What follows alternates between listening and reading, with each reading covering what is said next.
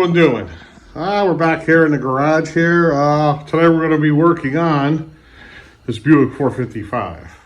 I actually need this engine stand, so we're going to build a cradle that I have sitting right over there. I got to push this one out of the way because I got another 302 over there I want to build. So I want to put that 302 on this engine stand. This we're going to put on a cradle and save it for later.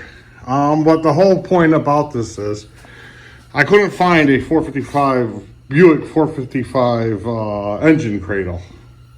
There was one place on the internet when I Google searched it that had one, but it was out of stock and there was no one to call. So he tried calling, no one answered. So we got this small block, big block Chevy generic Jegs engine cradle, and it came with this cover. That's the part number there. That's the part number.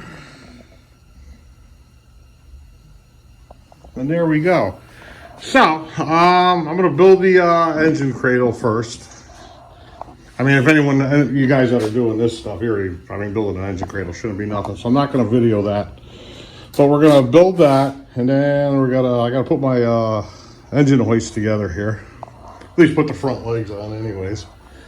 We'll lift it up off this, and we'll see what we have to fabricate to make this fit into this. So there we go. Yeah, let me get started on this. I'm going to get this thing all constructed, and then we'll go from there. So yeah, I'll be right back.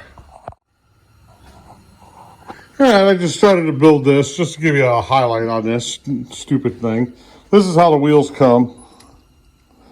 But when you go to tighten these things, that just spins. And if you look over here, you can't really, when it's sitting the way it's supposed to sit, you can't really get a wrench on this to sit, so you got to remove the wheel. That was the only little minor thing I'm seeing here. You know, so all right, I just figured I'd throw that in there. So let me get this back together. And yeah, let's go. All right, we're back here. I got this all assembled. Pretty good. Everything's back on. When I took all these off, I put a little bit of molly grease in there. Grease them up. They should be good for life. Gives you all these extra bolts here, which I'm assuming are for the engine mounting bolts. We'll see if they'll work on the 455. Yeah, so I would just want to throw this oil pan back on it. And we're going to throw the oil pan on the engine, and then we'll start test fitting and see what we got to do to make this thing work. So I'll be back. All right, we'll take a quick little look at it since I got it flipped over right now before I put the oil pan back on. Yeah, still looking good. Not bad. Love the color. This is, I think, out of a 75. I have a video on YouTube from like, probably 5-6 years ago when I took it out of the car. It was a low mileage car. 68,000, 48,000, or 42 or 44, 64. It was something like that. I'll have to go check on it. Looks pretty good. So yeah, let's get this pan on, and yeah. We'll start getting ready to fit this thing. So that's it. Just a quick little. I'll show the pistons and everything. I'm gonna oil it up too when we get it rolled over. So hold on. All right, here goes the engine. It's looking pretty good in here. Let's see. We got a flashlight here. There's really no lip or anything here. Nothing. All the damn, I couldn't think of it. The lifter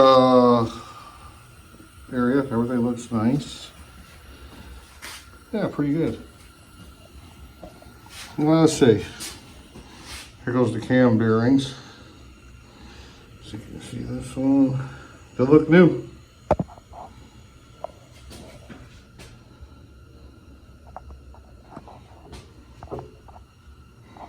That's just old oil on there. Yeah. Motor's in really good shape. I thought those were the heads right there. I forgot those are they're almost stock Grand National heads. They're the old ones off the car outside. What do you call it? I put a better set of heads on that car. Those are polished. They're a nice little set of heads, you know. But yeah, I must have thrown them out or I sold them, the heads for this engine. Now that I remember, I think I sold them. It's a 75 block. It has the bigger oil, not galley, oil ports or whatever you want to call it. I can't think of it right now.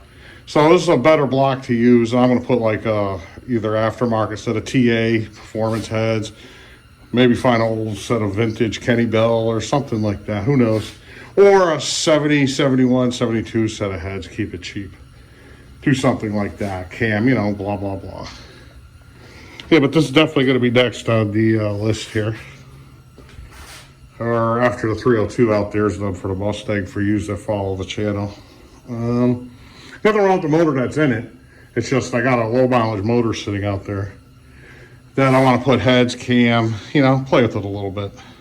And yeah, so we'll go from there. So yeah, let me figure out my next steps here and we'll go from there. So hold on. All right, so we got it on there finally. I took a few shortcuts. It's not my proudest work, but you know what? It's gonna hold it. This stand isn't really close to holding a Buick. I would say a Buick holds or Pontiac. It's just for a Chevy. But we made it work, basically what it comes down to. So let's take a look over here. We got one bolted over here. I originally was gonna create a piece of metal that went from here to here. You know, drill holes, put it in, weld it to this, or bolt it, either way. Had to make my own little attachments here to make this fit. This one has a dowel pit in it. I had to pull a dowel pit out of this one because there was no way I was going to get that to line up. But that's on there, and it's not going anywhere. This side, I would have to say, you would think this motor would be way wider than a big block or small block Chevy. But I'd have to say it's a little bit more narrower or not as tall. It's hard to say. So we got a little zigzag action going on here. I mean, I could have just cut a piece and ran it straight down, but I already had these already made up like this, and they actually happen to fit right in. So I went with that instead of fabricating something. Same thing over here. We got this in. Dowel pins in over here.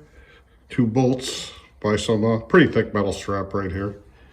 And so yeah, we made it work. So, like I said, not the best work. We could have fabricated stuff and made it a lot better. A little bit welding. Well, I mean, how long are you going to spend on it? I got an hour on this, and that's pretty much all I'm going to do.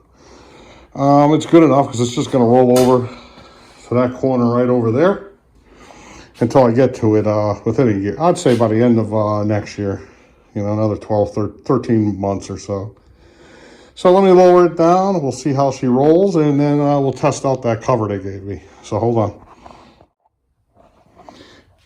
All right, so we got it on there. Got it all sealed up. Oiled the engine. Oiled everything inside the motor. You know, poured oil all over it. Got a big hefty construction garbage bag. And we got that clear cover that came with it. It was like 6 feet tall, that thing. So I had to cut around it, make it fit. And that's it. It should just roll on over. Oops. Ah, it's heavy. All right, hold on 1 second. All right, I got it in there. Rolled it on over. Takes up a heck of a lot less space than it did before compared to that big thing. Yeah, so another year or so we'll get to it. And yeah, that should be the good motor to build right there. So bottom line is it doesn't really fit the Buick on there. You got to make it fit like I did. Or you can make it pretty darn good if you want to start fabricating stuff. But that's all I was going to do, just like that. So good enough for me. It holds the motor just fine. So yeah, that's the end of this video. See you guys later. Bye-bye.